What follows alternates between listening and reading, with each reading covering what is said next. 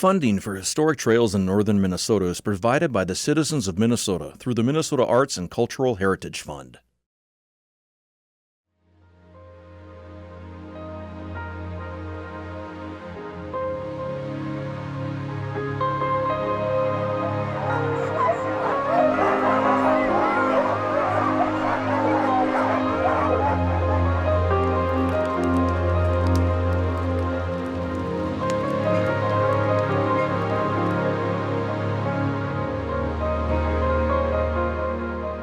The trail systems of northern Minnesota are a source of identity and pride for many people in the Arrowhead region. This diverse and impressive network of trails is alive and teeming with activity year-round and is a destination for local, national, and international outdoor enthusiasts. The recreational trails that we have today can be traced back to economies that shaped the Northlands, from native trade routes to the French fur trappers, the timber industry, and the iron mines. These industries laid the foundation for what has quickly become one of the nation's premier recreational trail systems. Hi, I'm Paul Lajeunesse. I'm an assistant professor of art at the College of St. Scholastica here in Duluth, Minnesota. My life as a professional artist and academic has taken me from St. Louis, Missouri to Ohio, Oregon, Georgia, Tennessee. I've lived in France and in Iceland, and I'm now able to call Minnesota my home. Join me as I go on an adventure and explore the Mesabi and Gunflint trails.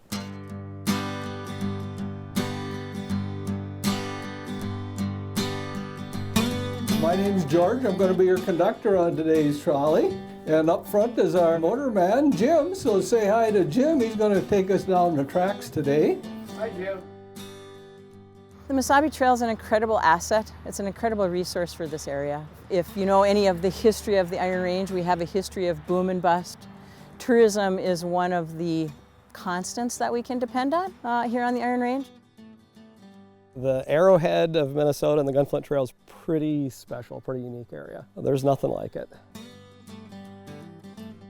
People are a little nuts, you know. When I got retired and said I was moving to northern Minnesota, I said, no, you should go to Arizona. We're just average working class people, and it's never been... Glad you pointed that out. They wouldn't have known that. How many miles can you get on one tank? Some of those machines are pushing 200. Good Lord. I am not a handyman, but I had to be. And Mother was the brains and I was the brawn. And that was such as it was. So there wasn't a lot of brawn. My title is a forest archaeologist, which is, one of those rare occurrences where an anthropology major actually has, gainful employment.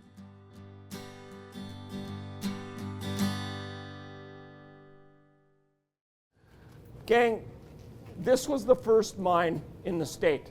And as I mentioned to you all before, over 80% of all domestic iron ore production comes from Minnesota. It's our culture, it's our economy, it's what we do. You're welcome.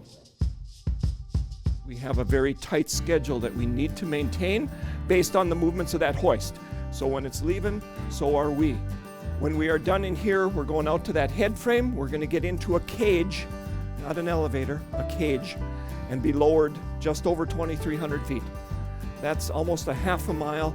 The ride down is noisy, it's bumpy, it's shaky, it's authentic, it's very safe. Backs to the back wall, gang, face the front. Very good. Everybody doing okay? Yeah. Mm-hmm. All right. Good enough.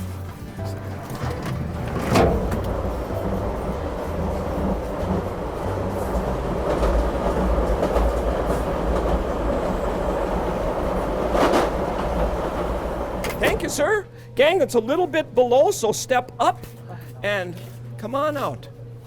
Follow me. How many in your group, sir? With drills and explosives, we worked our way out to this point. We came up this 25, 26 feet, and we slice out in all directions until we run into something that is not iron ore. The ore that we are after, gang, is this sparkly gunmetal blue stuff above me. A lot of people think iron ore is red, and some of it is. And the red that you see right there is the result of the drilling and blasting process, And maybe I'm already going too far for some of you. If you ever owned a mid-70s Ford vehicle, you already know all about that. Yep. The white was corrosion left over from the blasting. If not you, who? Who were the men who mined this ore that made the steel, that makes the steel, that makes everything else you've got? They were immigrants. In 1905, 80% of our workforce is foreign-born. Immigrants.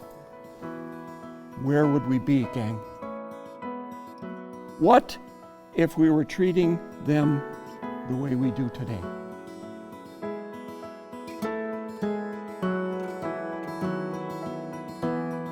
I can tell you that my father and most of these fathers did not want their kids working in the mine.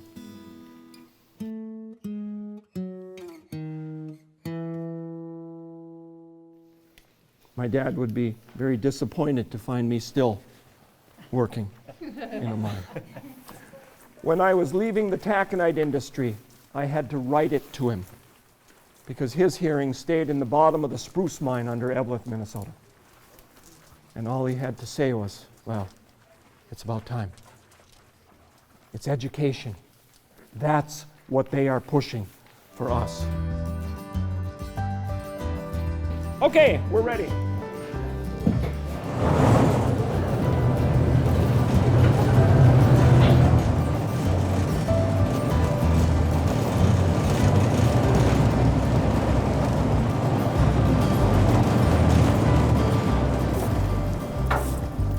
Watch your step coming out, gang.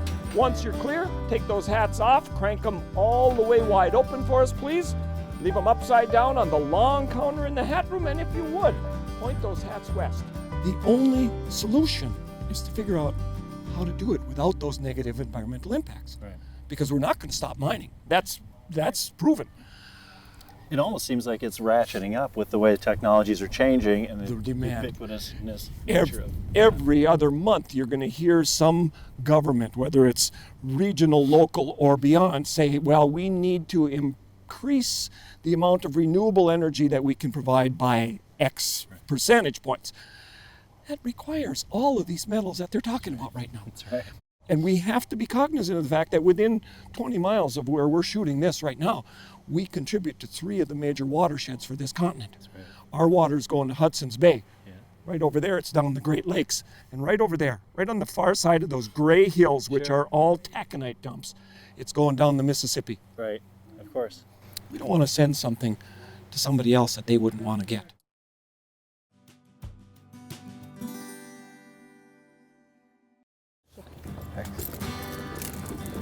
Thank you. Thank you. Thanks. Oh, how you doing? Hi, good. Good. Well, welcome to the Minnesota Discovery Center's trolley. You have the honor of riding the last 1 o'clock trolley for the season. The Discovery Center exists to interpret Minnesota's Iron Range in an economic way, political way, social, historical. Now we're going down into the Pillsbury mine. The Pillsbury mine was established and started shipping iron ore in 1898, and it was owned by John Pillsbury. Now John Pillsbury was the same Pillsbury from Pillsbury Baking and the governor of Minnesota for 3 terms, as I understand. We had a very unique situation up here on the Iron Range, and that was that we had iron ore that was plentiful and relatively easy to mine on the Mesabi Range. That was discovered in the late 1800s. And the mines were actually discovered and operating before Minnesota had built any roads up here. There was 2 trails up here, one from Duluth called the Vermilion Trail, that went up to Lake Vermilion, and one that went east and west called the Mesabi Trail. And these were pretty nasty mud trails. The equipment that you see surrounding that water tower is 1950s era natural iron ore mining equipment, which is much smaller than the taconite mining equipment we use today.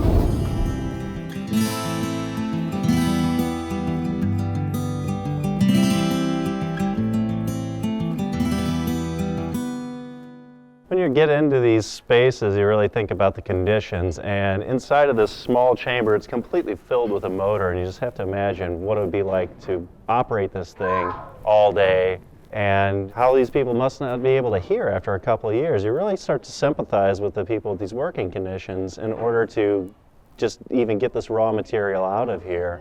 There's also not much space. The housing inside of these machines, I'm sure inside of the mines, I just get a real sense of claustrophobia about being in any of this stuff, or I think I would kind of lose my mind.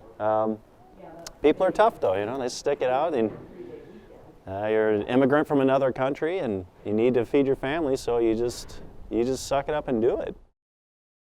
You know, you move across the world to this, you have to make it work. Well, of course, and you know, they were promised a lot of things when they were moved over here that didn't take place. You know, the streets were paved with gold, and whoops, it wasn't quite that way, you know, because they had figured they'd come over here and make fortune and then go back to the old country, you know. But it didn't work out that way. Get over here and shove you down in a hole. Go down there. Yeah, really, and you had to buy all your own equipment, even right down to the dynamite. Where am I gonna go? I would start right around the corner here. And then so there were strikes in 1907 and 1916.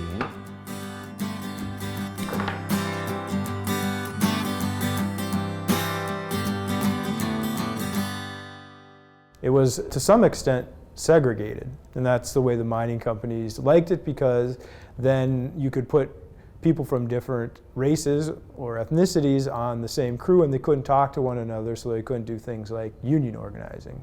As a labor historian, I've studied a lot of the immigration patterns, but also the way that immigrants were treated, especially in the workplace. And it was a difficult life on the Iron Range. There were a lot of deaths. In 1906 alone, there were over 100 people that died in area mines. Wow. A lot of kids, a lot of 18 to 23-year-olds.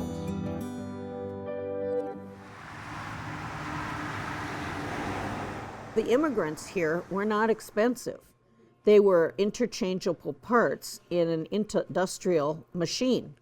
And until World War I, they could just be replaced by the next ones who came in off the boat. After World War I, that all changed. Especially during the war, that immigration pipeline was shut off. And so suddenly they were more valuable.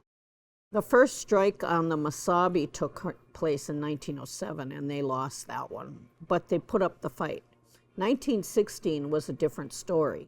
They worked together across ethnic lines. It was the beginning of the notion that the people up here were fighting the same battles. The 16 strike was really unique because it pitted organized labor through the IWW, the Industrial Workers of the World, against the largest corporation in the United States of America at that time, and it was the first $1 billion, in 1901, $1 billion corporation, United States Steel. And so you had this group of immigrants organized by the IWW taking on the largest corporation, and for a time in 1916, they were winning. And it was a fiercely pitched battle. And because I'm a historian and maybe a little bit of a romantic in some senses, one of my favorite parts of the Mesabi Trail is when I bike around the St. James Mine Pit in Aurora, because that is where the 1916 strike started. And so you can bike around that pit today and know that there was a gentleman by the name of Joe Greeny who walked out of that mine, laid down his tools, and started the 1916 strike. I mean, that's the type of history that exists on the Mesabi Trail. Agitator.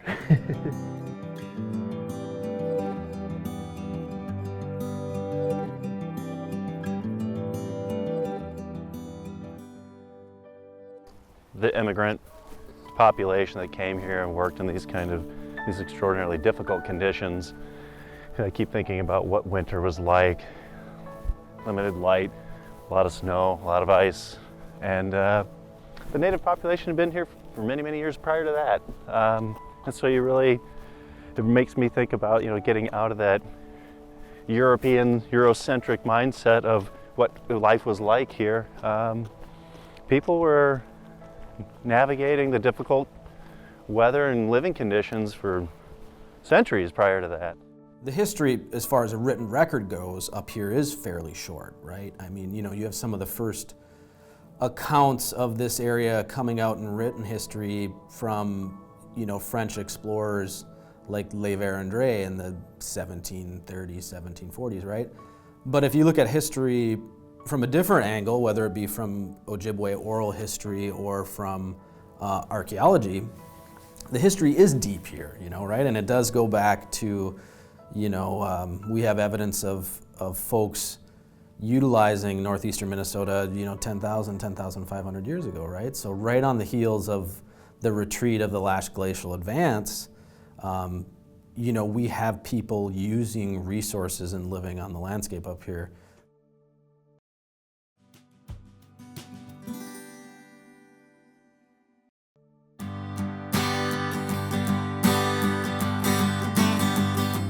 Would this be referencing wild rice? We have the land, water. We have the ducks. Net Lake, like I said, is our wild rice lake. I'm Zungwe Benesi, Martha Anderson. I'm the Visitor Services Manager here.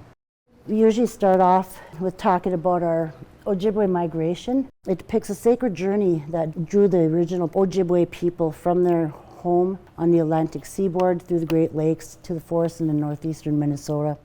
The story, on the East Coast is that an individual, an elder, a spiritual advisor, received a vision where he was told to gather everyone who would come and move westward looking for the food that grows on water, or menomen, wild rice. With this red line, it's kind of showing that the routes that they traveled. And this journey, it took over like 500 years. Right. These are stopping places along the way.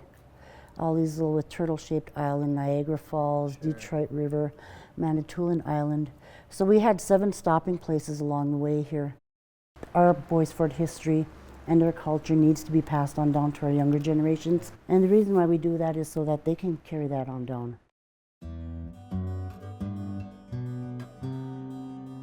This part of our museum is we're getting into the dark era. This is where families start getting torn apart. Young children are being forcibly taken from their families, their mothers, their fathers. The whole goal of it is to colonize. They want us to be like them. A lot that happened in the boarding schools, a lot of our people suffered hard. There's just been different ways of discipline, abuse. There's a lot of stuff that's happened to them, which actually kind of even runs down into the generations now. How does that term go? It takes a village to raise a child. Yeah. So that's the way we are. We have our young ones always growing up with the grandparents. The grandparents are teaching that culture and that history and our traditional ways. Everybody in the community kind of helped each other raise children and take care of each other. I always kind of like to think that they're tight-knit communities. Right. Do you feel like this museum helped get you connected in your community a little bit more deeply? Mm-hmm. I do. It's for everybody. It's for everybody, yeah. I mean, it's been wonderful to be a guest here and get this private tour of this space. Is outstanding.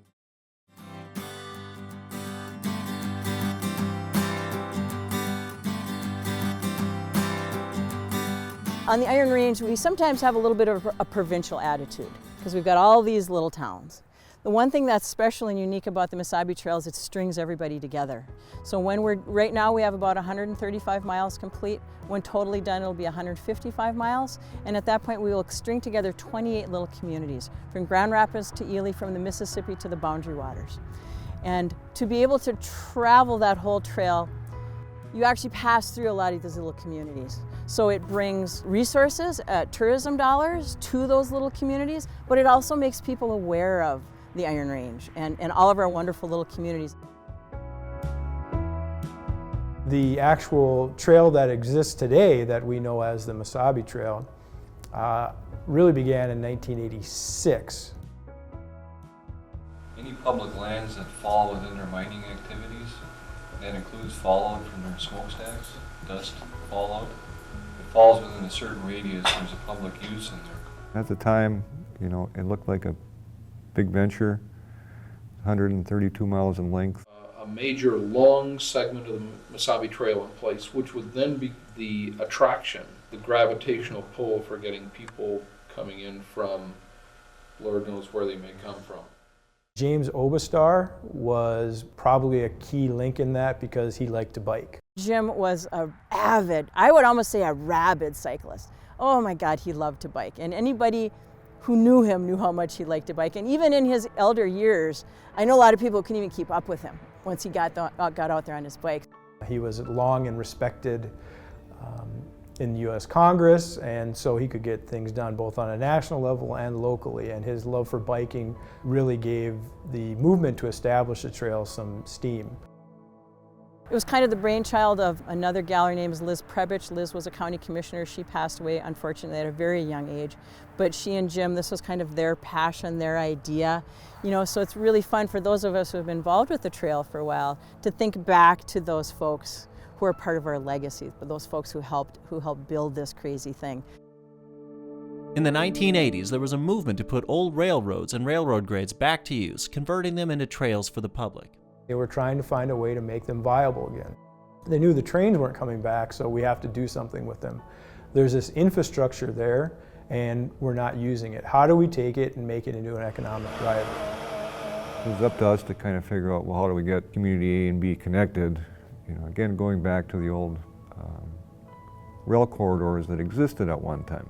Real hodgepodge of these corridors that we kind of, you know, gathered together. And we could get close to community sometime, but, you know, like not through it. That's where the Mesabi Trail is a little bit different.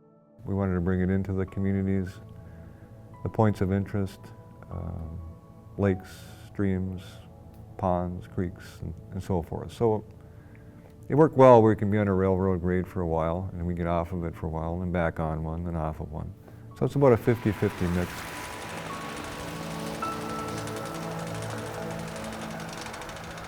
The Mesabi Trail is not flat and straight, okay? I like to tell some of our visitors it has a lot of topography. Mesabi Trail infuses history by signage in many places. There's some interpretive signage that goes along the trail. There's also the opportunity to stop and talk to people, and that's probably one of the best resources for the Mesabi Trail. You know, you don't have to be blazing through it. It's nice to stop and smell the proverbial roses, but more likely maybe some pasty or something like that.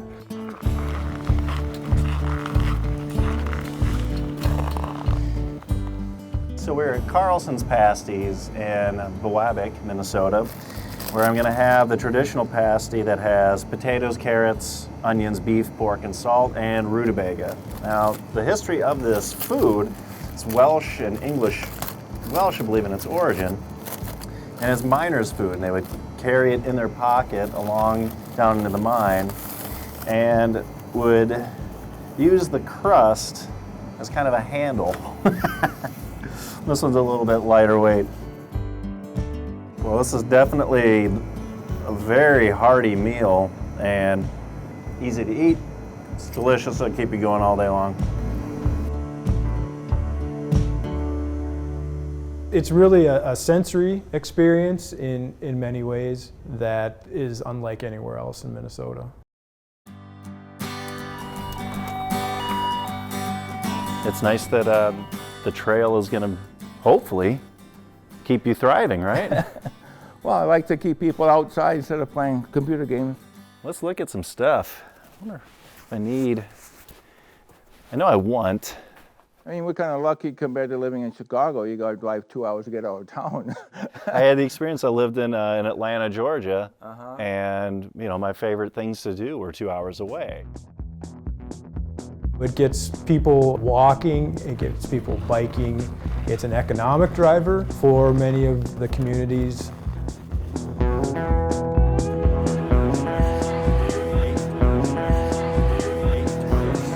So in exploring the Mesabi Trail and understanding the importance of bicycling on that trail, and come into the Mesabi area during the winter and you find these fat tire bikes, these insanely big tires that are designed to drive over ice and snow, and they are highly effective tools for this job, and that's one of these inventions that kind of fits the landscape. Really fascinating, so we're going to give it a try.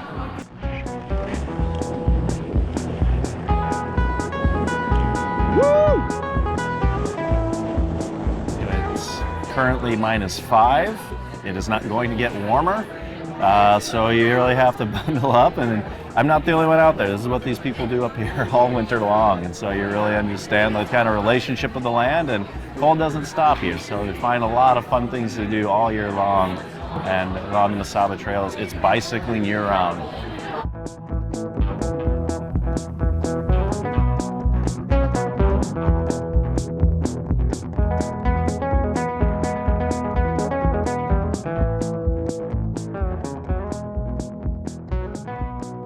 As an avid rider of the Mesabi Trail, I reap the benefit of all the people who have come before, and the people that built the railroad grades, but also the people that maintain them now. The passion that people have for the trail, for showing people a good time, making sure they're come up here and they're having fun and they're safe. They're out there on their bikes with their families. I don't know, it's a community. You know, we've created a community around this trail. Trails are emblematic in that some of them started off as footpaths. Some of them then became interurban and streetcar, and then rail car that were hauling thousands of metric tons of iron ore, and now they're bikers and people who are walking on the trail again. It's really kind of come full circle, and it's done that in 200 to 300 years. Trails, generally people refer to terrestrial trails, places where you're walking across the landscape. And, long before Europeans arrived here, trails crisscrossed this land.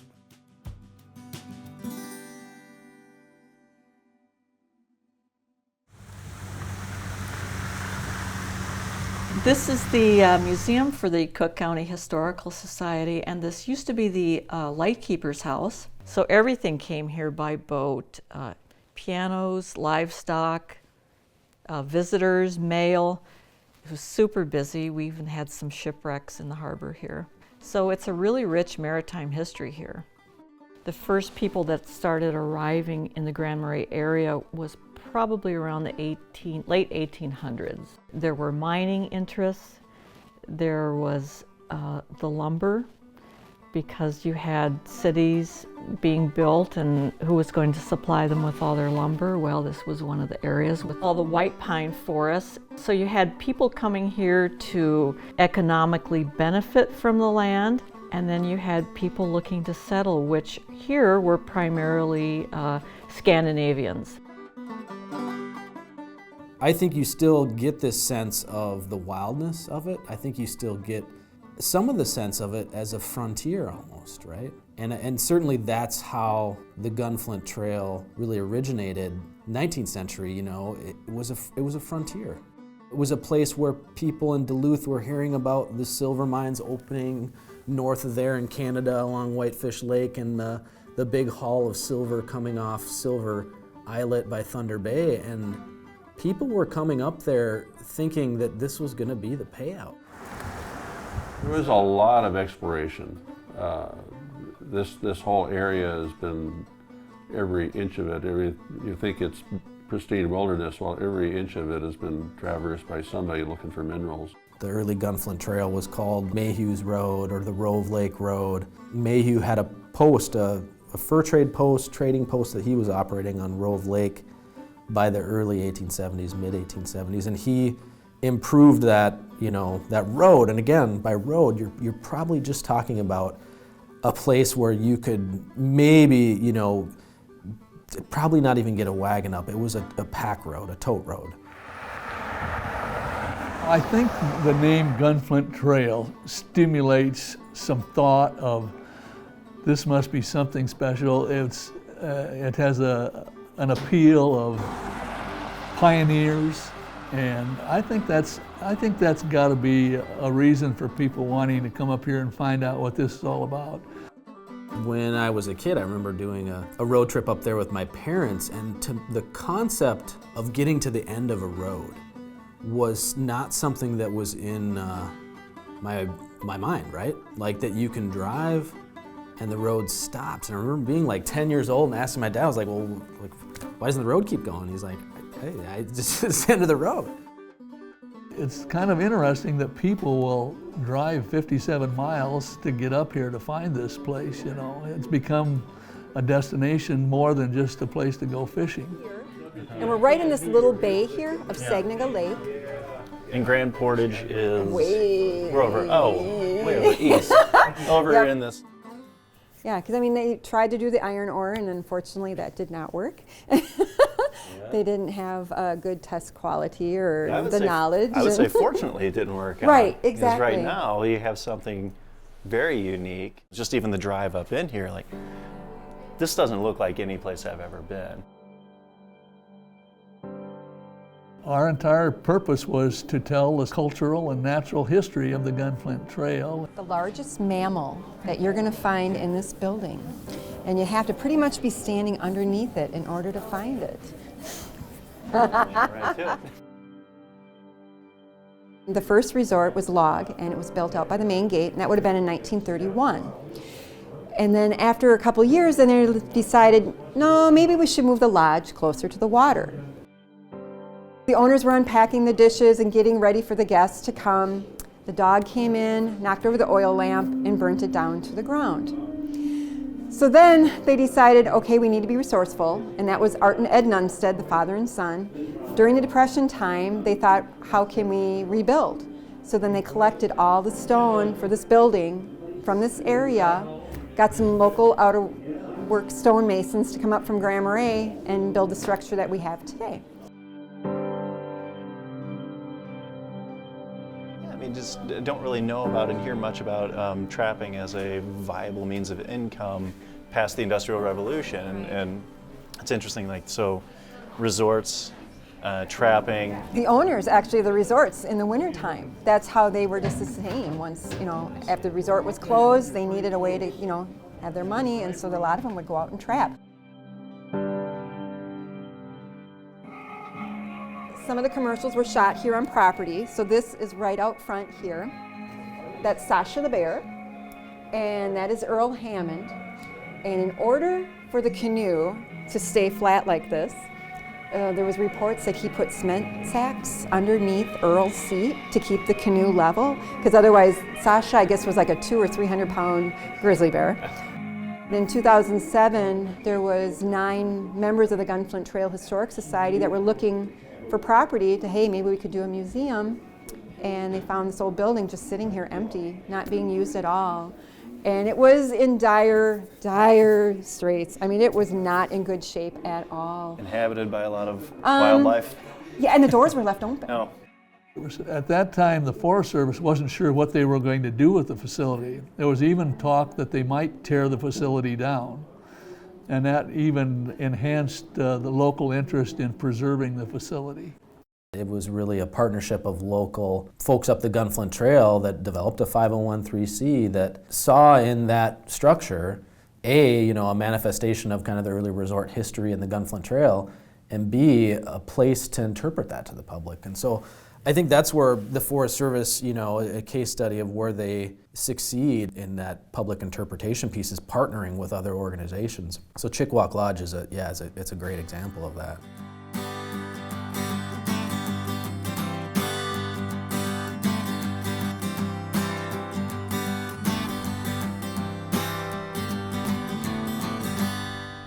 Today we drove up the Gunflint Trail and to the Chik-Wauk Center. We're now at the Gunflint Lodge, which is located on Gunflint Lake. The Chik-Wauk Center is a really well-designed and well-maintained interpretive center and museum that gives a great history of the founding and development of the Gunflint Trail and the Gunflint location in terms of a tourist destination. And it was fascinating to find out that it was developed in the 1930s as a hunting, fishing, resort and getaway. So for me to find out that when it was developed was really quite a surprise, just thinking that that type of private construction and development for recreation was still happening at a time when I would have expected people just simply wouldn't have disposable income, nor would they have the means to build and develop without large bank loans to make that kind of a large-scale resort. But they also, you could tell, did a lot of work on their own. So it seems as though they obtained the property, and it was just a really hardy group of people that knew how to do everything.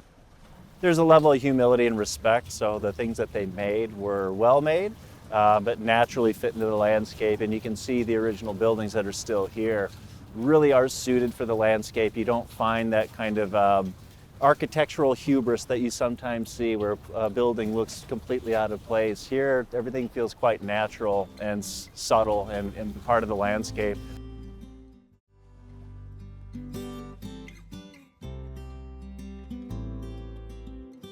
You had the wood on site to build, so it wasn't a huge investment, and you could create this rustic villa, and people from all over would come by boat or by new road. There were very, very few tourists at that point. And what tourists at first came were totally fishermen, hardcore fishermen. It was outdoor biffies, a wood stove, and a lumberjack meal, and fish to beat hell. And it was all lake trout, because the only two native species we had up here were lake trout and northern pike. In the 20s, this was. So we got Gunflint Lake, got the lodge, the Narrows into to Magnetic Lake, and then we've got Gallagher's Island over at Magnetic Lake, which is kind of a pretty little island. You know, how did your family end up coming up here? What was why did they choose to come up here? Well, my grandparents and my mother lived outside of Chicago, and they vacationed in Wisconsin, which was as far up as recreation had kind of gotten with the development of the trains and some of the lakes that were the recreational destinations of the time. And I think they stayed at Lighthouse Lodge, didn't they? They had some cabins they rented at Lake Zurich. Yeah, Lake Zurich, which is not Lighthouse Lodge. It's nowhere They near. owned and rented out to Yeah. Yes, Mhm. yes. And then they became friends with the Blankenberg family. Next door neighbors at Lake Zurich. And those people from Chicago had kind of a game they played each year about who had gotten the furthest north and had an adventure that their compatriots had not. So they had talking material all winter to be one up on that aspect of social conversation. They got up there one summer, and all of a sudden the Blankenberg started talking about having coming north to Minnesota, that there was a new area just opening up, and that he was exploring the Gunflint Trail and the northeastern Minnesota and the wilderness. In her book, Woman of the Boundary Waters, Bruce's mother, Justine Kerfoot, writes, "I don't know when I first knew I was in love with this sometimes harsh and demanding land. Did I fall in love in winter, when the snow is cold and crunchy as one pads along on snowshoes? When in the early morning the rising sun reflects on the hoarfrost, and each separate branch and tree in the woods stands as if covered with jewels? As I snowshoe across the lake, the wind stings my cheeks, leaving them tinted, glowing red. The snowshoes swish steadily over the crust in perfect rhythm with my swinging arms. As I rest a moment and look down the lake, the Sawtooth Mountains present a jagged outline, their slopes covered with timber and their cliff-like faces heavy with frost and snow. I don't know when, but the fact remains that I did fall in love, an infinitesimal speck in the cosmos. I stood on the shore of Gunflint Lake beneath a great white pine, matriarch of a fast-vanishing tribe, and I knew I was home. I was 21. The year was 1927.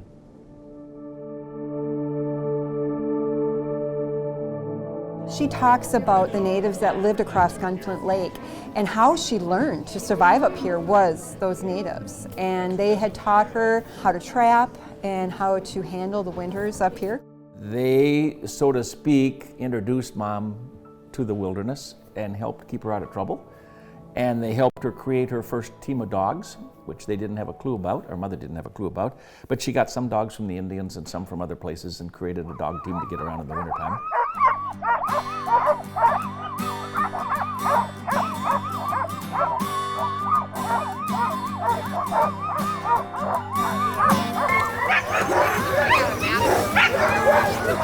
This is the coolest thing I've seen. This is great.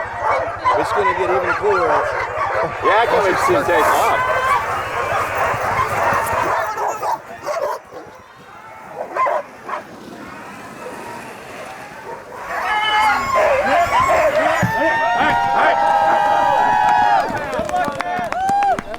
In itself, yeah. The mail used to be carried this way, like far distances. And so is that Mail the, run. That's how they get the name. The race is called the mail run, and so it's a historic route. We spend a lot of time taking care of the dogs. That's pretty much our second job. Okay.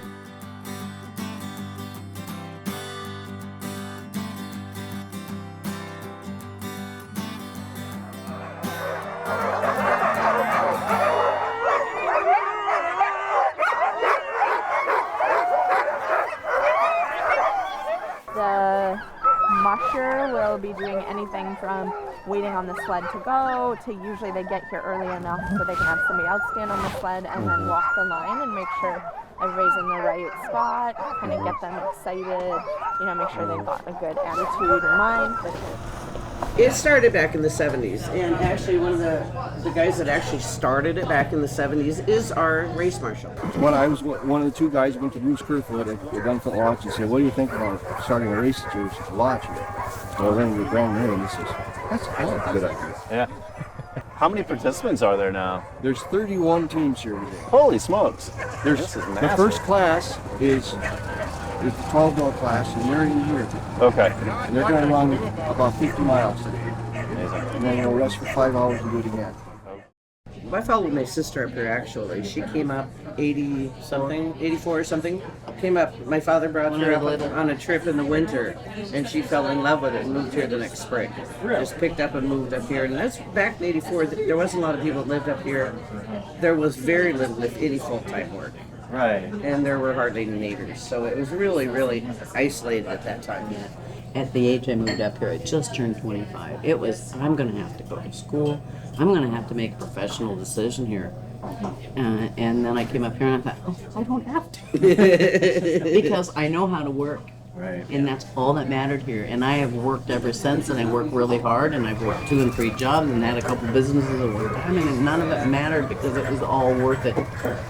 It's all worth it. I don't know, I just graduated from college, and, you know, I'm not quite sure what I want to do yet, figuring it out, but I feel like there's so much time you have to fit this stuff in, and why not, you know, throw yourself out there and just try something new. I like the challenge of it too. You know, every day there's something new that you're coming across, and to be able to look back at all the challenges that you've overcome, it's really rewarding.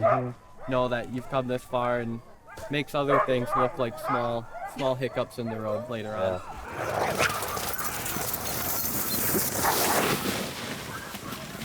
We didn't have any money. We were waitresses here. Okay. It was just to a point where there wasn't enough full-time work. I couldn't stay here any longer. I was trying to figure out what to do, and I didn't want to leave the area. So we contacted a seasonal homeowner up here who had talked about wanting to own a resort up here. So we actually faxed him and said, "Hey, you want to be partners? We don't have any money. Want to be a silent and you partner. need to be silent, but do you want to be partners?" And he said yes. No kidding. And that's how we bought that. And we couldn't believe it. Really, yeah. With no money invested, it was just labor. Sarah worked 24 hours a day.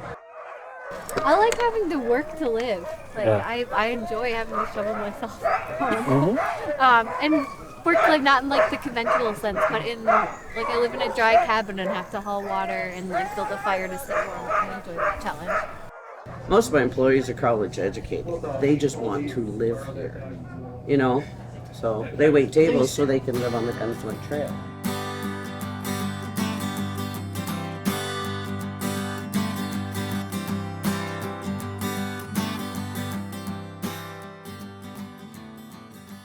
The things we've really become interested in are like the history of what brought people here, and then the things that have allowed people to stay. And so your lumber mill is a wonderful example. And so if you could just kind of talk us through maybe the brief history. It was established by my grandfather. 1914, so we're starting our 105th year in business here. Wow. And all the products are used. Like I say, all the chips go to a paper mill. What bark and sawdust we don't burn here goes to other markets. So that's the pack of lumber ready for going in the dry kiln. Yeah. And back in earlier days, there was a seasonal operation where the mill ran in the summer. They'd move the crew out to the woods and log in the winter, and then come back and so they did it all. Yeah. So now we're going to go into the mill. It'll be a little noisy. Okay.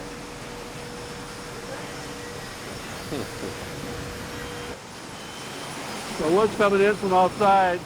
So as the log's going through, it's rotating it as it's peeling it? No, the grater arms go around the log. It goes around the log. Stationary. It's like an apple peeler or something. Oh, wow. It goes through the debarker, and then we have a two-sided mill.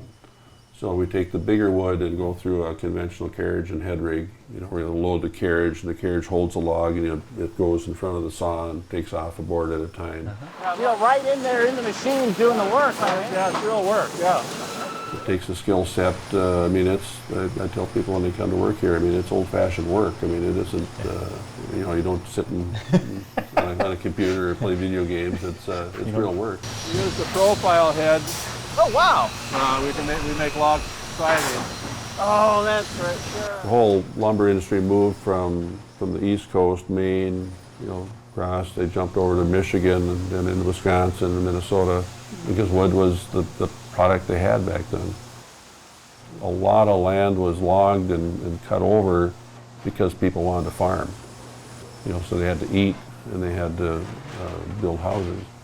And all the big cities were growing at the time, like the Great Chicago Fire, wiped out most of the city, and they had to rebuild it. That was during the heyday of the lumbering, here.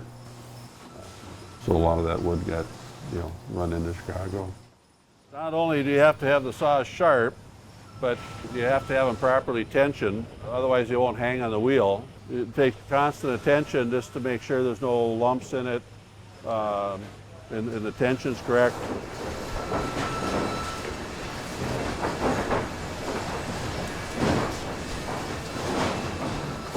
It takes some active management, especially if you're going to live around forest areas or breathe air. It makes a lot of smoke and lots of bad things when you burn that much wood. The width and the thickness and the grade all determine where it ends up in the sorter.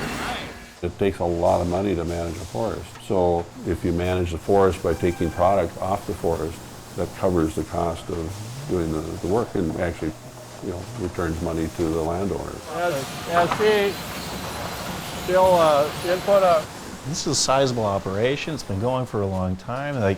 And these are the kinds of things that, you come into Grand Marais, you come driving up the North Shore, and you think it's kind of a nice way of life, but then you find this really thriving industry here that it supports people to be able to live here, and I think it's great. Yeah, we hire about 35 or so, plus supports a community of loggers and truckers, and which probably equals that or more. Yeah, it expands out from there. Yeah.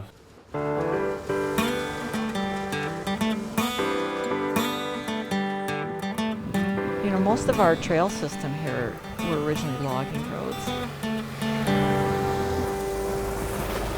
At one time, the Gunflint Trail used to end here, because this used to be called Gateway Hungry Jack Lodge.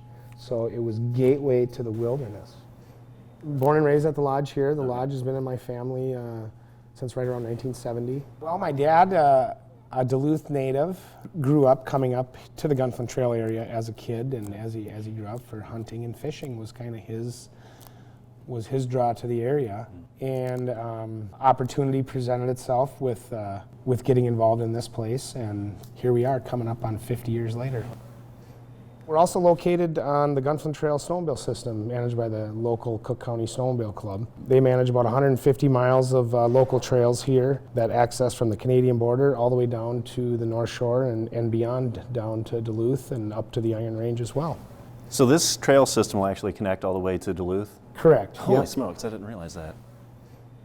There is some great history here in Minnesota due to Edgar Hatteen, who was kind of the founder of Polaris and Arctic. Okay.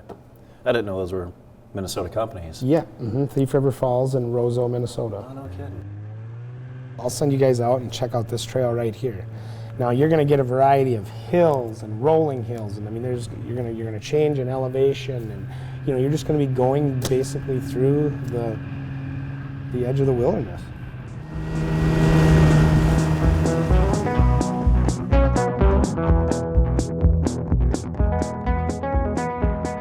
A lot of my customers don't stay here. They ride in from Grand Portage, Grand Marais, Lutsen, Tofty, Duluth, Cloquet, Ely, the whole right on down the line. So they want somewhere to go. They need a reason.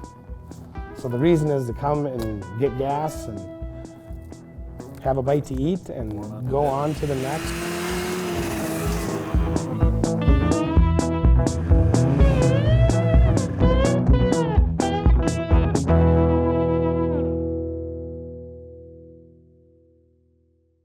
If this trail system didn't exist, I mean, I don't know if I would be open in the wintertime. Right.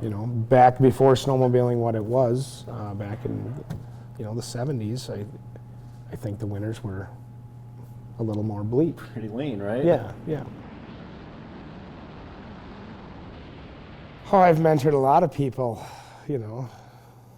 but I mean, it's to me, it's not a job, it is a lifestyle.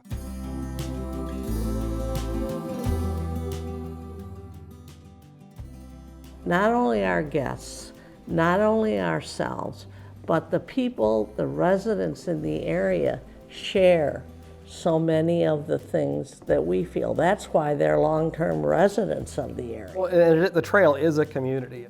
Back when you were growing up, the Indians across the lake, but even now, the people who are year-round residents here and the seasonal people, it's a very close community. It's fun how they all develop basically the same approach to the setting, because everything is not totally scripted or ruled by rules up here. So take this lake, no horsepower limits, and no restrictions on what you can do. So theoretically, jet skis are allowed. And they are, I mean, they're permitted. And sailing and speed boats and water skiing and all that. But over the years, we have had an occasional guest bring their little Sea-Doo or something, and they jump on it, and first off, I tell them they can't be around the dock, so that means they gotta go over there somewhere else where it's not much fun, because there's nobody to show off to. But very quickly, they get the message, without our saying that you can't do anything, all of a sudden we realize that they do not bring it back, because they realize that's not the appropriate way. And our neighbors are the same way. Motors up to 25 horse are pretty good for fishing. Anything beyond that is show and tell. Well, they don't come up here for show and tell, so nobody has big motor crafts. Nobody's racing around water skiing because it's not in sync.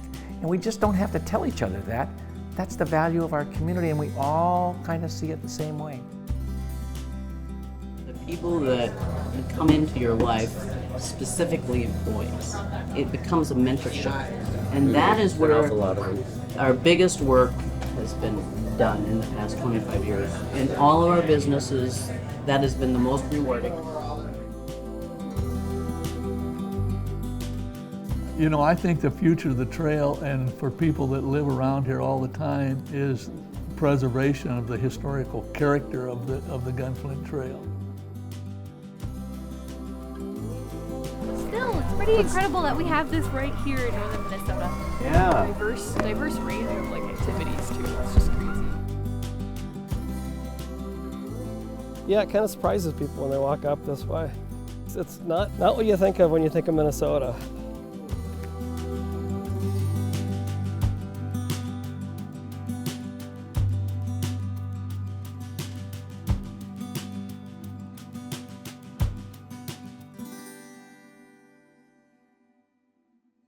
When you talk about the evolution of trails, that sometimes is how it works, right? You have a footpath that moves to a tote road, that moves to a wagon road, that moves to a railroad, to a gravel road, to a modern, asphalt highway. And I think when you look at the Gunflint Trail, that depicts that evolution really well.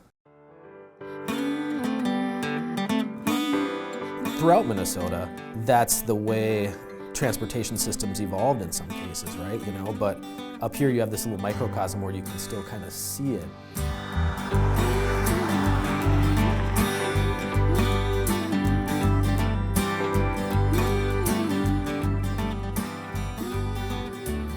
Come out and see this adventure. This is the way life used to be. You know, even though we have terrific development around our great nation, it all had to start somewhere, and it started like it is right here.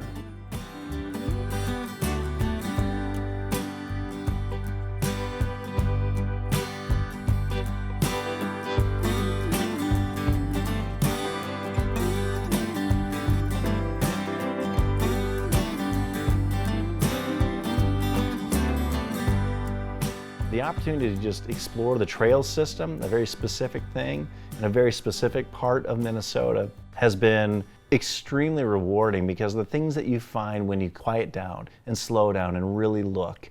And that's what this place offers. That's what this film can offer, is just a glimpse of what's there, and then hopefully will entice you to do the exact same thing and just really stop and slow down and appreciate what you have.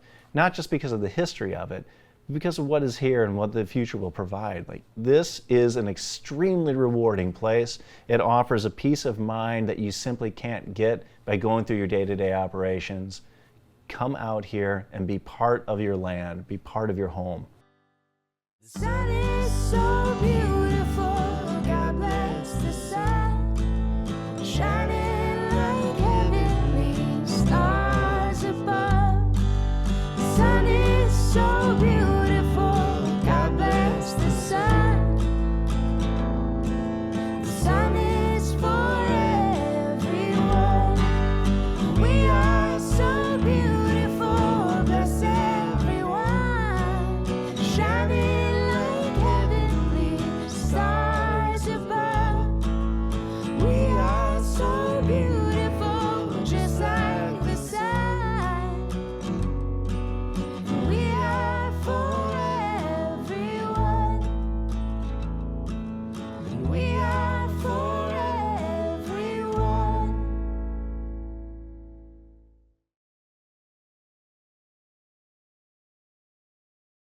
Funding for historic trails in northern Minnesota is provided by the citizens of Minnesota through the Minnesota Arts and Cultural Heritage Fund.